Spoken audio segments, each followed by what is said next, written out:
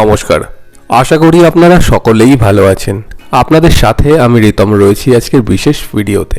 দেখুন, আজকে আলোচনা করব তুলা রাশি মার্চ মাসের রাশিফল নিয়ে। এই যে একটা মাসের ব্যবধান, এই এক মাসের ব্যবধানে তুলা রাশির জাতক জাতিকারা কোন কোন ক্ষেত্রে পজিটিভিটি পাবেন এবং কোন কোন ক্ষেত্রেই বা আপনাদের সাবধানতা অবলম্বন করতে হবে, বিস্তারিত আলোচনা আজকের এই ভিডিওতে করব।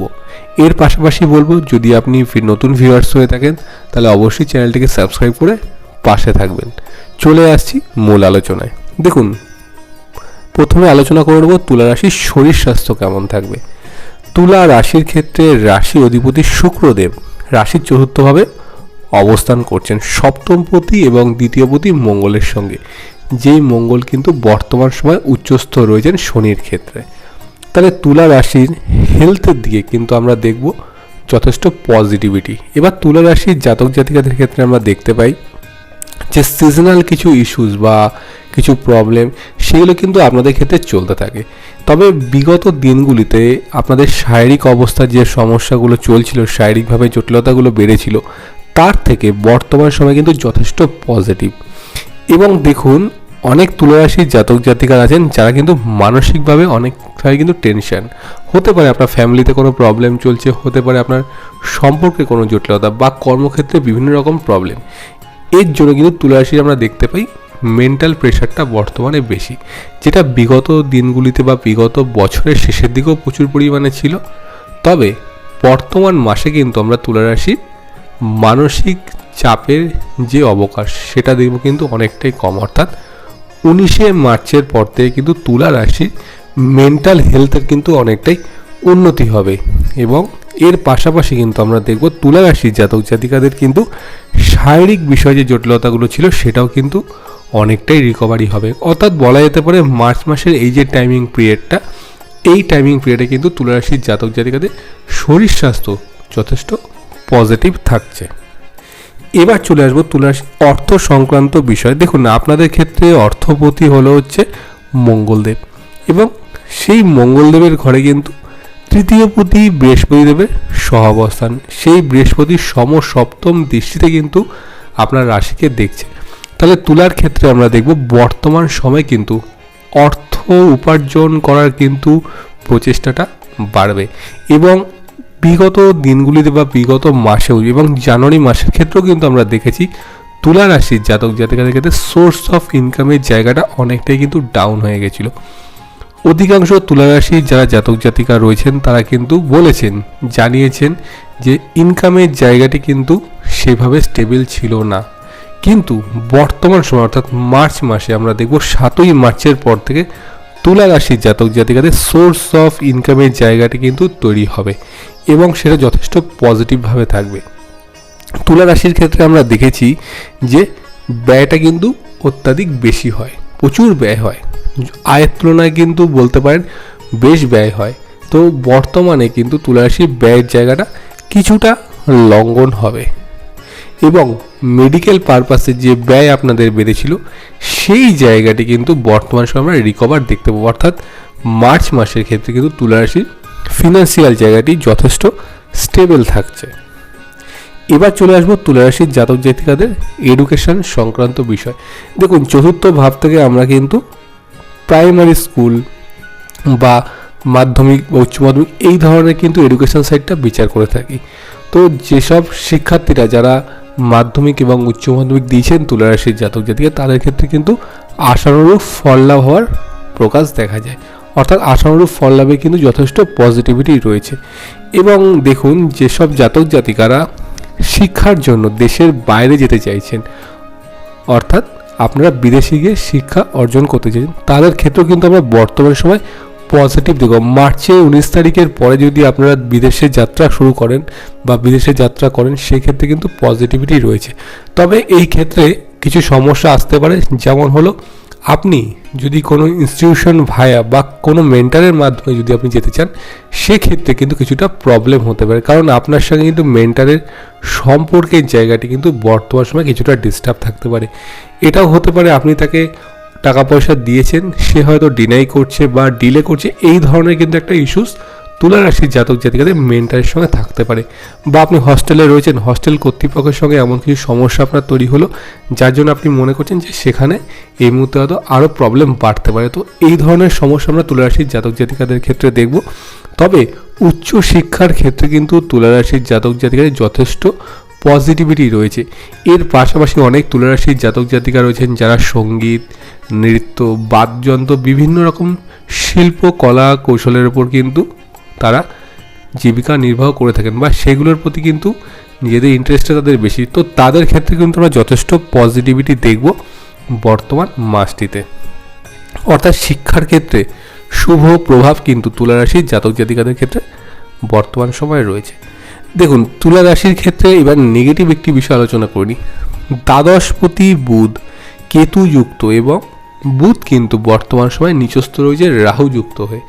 তুলা রাশির জাতক জাতিকারা যারা শেয়ার ট্রেডিং বা অনলাইন স্কিমের সঙ্গে জড়িত, বা বিভিন্ন রকম বেটিং অ্যাপস, বা যারা বিভিন্ন রকমভাবে ইনভেস্টমেন্ট করেন অনলাইন ক্ষেত্রে, সেই ব্যাপারে কিন্তু যথেষ্ট সাবধানে থাকতে হবে। বর্তমান সময়ে রং ডিসিশন নেওয়া, রং ইনভেস্টমেন্টের মতো কিন্তু একটা অবকাশ তুলা রাশির জাতক জাতিকাদের ক্ষেত্রে আমরা দেখতে পাচ্ছি। কাজেই যারা বর্তমান সময় ইনভেস্টমেন্ট করতে চাইছেন অনলাইন প্ল্যাটফর্মে বা শেয়ার মার্কেট, তারা কিন্তু অবশ্যই তাদের পার্সোনাল যে বাচ্চাটা আছে সেটাকে অ্যানালাইসিস করিয়ে তারপর ইনভেস্টমেন্ট করবেন। সেক্ষেত্রে কী বলতো, ভুল সিদ্ধান্তের কিন্তু একটা সমস্যা হতে পারে, যার জন্য কিন্তু আপনাদের লস বা ক্ষতির সম্ভাবনা কিন্তু থাকছে। এই বিষয়টা কিন্তু অবশ্যই তুলা রাশির জাতক জাতিকারা ভেবে দেখবেন। আবেগের বশবর্তী হয়ে কোনো জায়গায় ভুল ইনভেস্টমেন্ট কিন্তু করবেন না। এবার চলে আসবো তুলা রাশির প্রফেশনাল লাইফ নিয়ে। দেখুন, তুলা রাশির ক্ষেত্রে আমরা দেখেছি বিগত দিনগুলিতে বা বিগত বছরেও কর্মক্ষেত্রে বেশ কিছু সমস্যা, অনেকের চাকরি চলে গেছে, বা অনেকে হয়তো চেষ্টা করছে নতুনভাবে কোনো কিছু করার। তো সেই জায়গাতেই কিন্তু আমরা যথেষ্ট পজিটিভিটি বর্তমান সময় দেখতে পাবো। যারা চাকরির জন্য প্রিপারেশান নিচ্ছেন তারা কিন্তু যথেষ্ট পজিটিভ অনুভব করবেন বর্তমান সময়। এবার দেখুন, আপনি হয়তো মনে করছেন যে নিজস্ব সেলফ প্রফেশনের সঙ্গে যুক্ত হবেন, সেক্ষেত্রে কিন্তু আমরা পজিটিভিটি দেখতে পাচ্ছি। কেউ মনে করছেন যে আপনারা কোনো রকম কোনো রিটেল শপ ওপেন করতে চান, কেউ হয়তো গার্মেন্টসের বিজনেস করতে চান। তো এই ধরনের যে সেলফ প্রফেশন, তো এই ধরনের সেলফ প্রফেশনের ক্ষেত্রে কিন্তু আমরা পজিটিভিটি দেখতে পাবো। তুলা রাশির জাতক জাতিকাদের কিন্তু যারা মনে করছেন কর্মস্থান পরিবর্তন করবে, তাদের ক্ষেত্রে আমি বলবো মার্চ মাসটা হোল্ড করে যাওয়া ভালো। দেখুন, এপ্রিল মাসের 16 তারিখের পর থেকে কিন্তু পজিটিভিটি তুলা রাশির ক্ষেত্রে বাড়বে কর্মস্থান পরিবর্তনের। কাজেই যারা মনে করছেন যে জব চেঞ্জ করবেন বা হয়তো নতুন কোনো অপরচুনিটি আসছে, তাদের ক্ষেত্রে কিন্তু আমি বলবো এই সময়টা যাতে না করলেই কিন্তু ভালো হয়।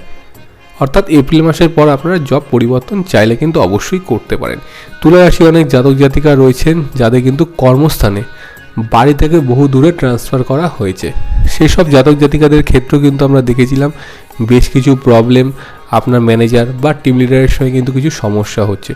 তুলার যেসব জাতক জাতিকা যারা আইটি সেক্টরে আছেন তাদের ক্ষেত্রেও কিন্তু আমরা সেম প্রবলেমটা ফেস করেছি, ঊর্ধ্বতন কর্তৃপক্ষের সঙ্গে সমস্যা।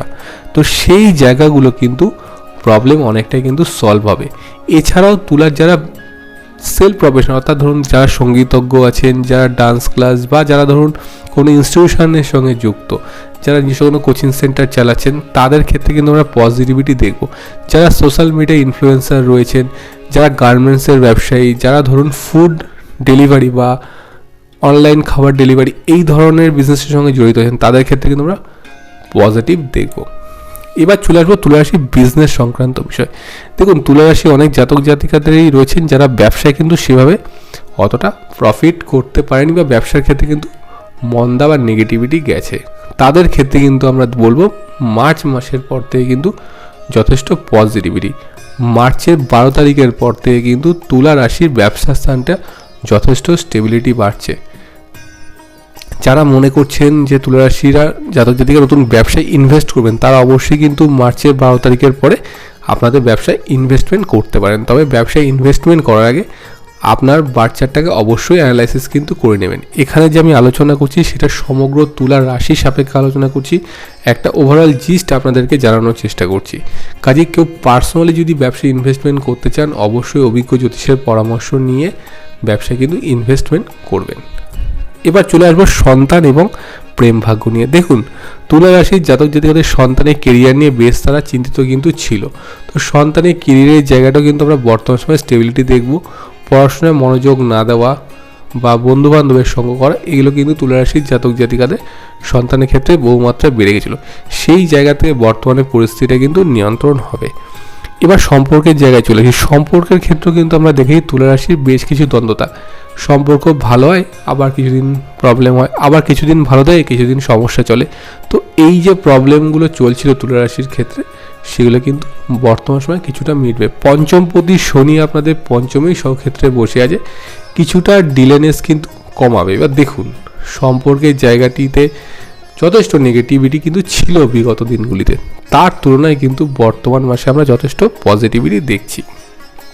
এবার রইল বাকি বিবাহিত জীবন। বিবাহিত জীবনও তুলা রাশির এতদিন বেশ সমস্যা, মানসিক সমস্যা কিন্তু চলেছে। আপনার পার্টনারের সঙ্গে একটা আন্ডারস্ট্যান্ডিংয়ের মধ্যে ইস্যু তৈরি হচ্ছিল, যেগুলো হয়তো আপনাদের লাইফে কখনো ছিল না। সেই ধরনের সমস্যা কিন্তু আপনারা বিগত দিনগুলো থেকে ফেস করে আসছেন। তো বর্তমান সময় যেহেতু বৃহস্পতি আপনাদের রাশির সপ্তমভাবে রয়েছে, নেগেটিভিটিগুলো কিন্তু কেটে গেছে। তুলা রাশি অনেক জাতক জাতিকায় রয়েছেন যারা কিন্তু আইনি বা ডিভোর্স সংক্রান্ত কোনো রকম মামলা মোকদ্দমার মধ্যে জড়িয়েছিলেন, সেই জায়গাগুলো থেকে আমরা পজিটিভিটি দেখছি এবং বিবাহ বিচ্ছেদ সংক্রান্ত যে সমস্যাগুলো, সেগুলো কিন্তু অনেকটাই মিটে যাওয়ার অবকাশ রয়েছে বর্তমান মাসটিতে। দেখুন, এই ছিল আজকের মূলত আলোচনা। তুলা রাশির জাতক জাতিরা কতটা পজিটিভিটি মার্চ মাসে পাচ্ছেন, কোন কোন ক্ষেত্রে সাবধানতা আমাদের অবলম্বন করতে হবে, বিস্তারিত আলোচনা আজকের এই ভিডিওতে করলাম। যদি আপনাদের ভিডিওটি ভালো লেগে থাকে তাহলে অবশ্যই ভিডিওটিকে লাইক করবেন, শেয়ার করবেন এবং কমেন্টের মাধ্যমে আমাকে জানাবেন। আপনারা সবাই খুব ভালো থাকবেন। নমস্কার।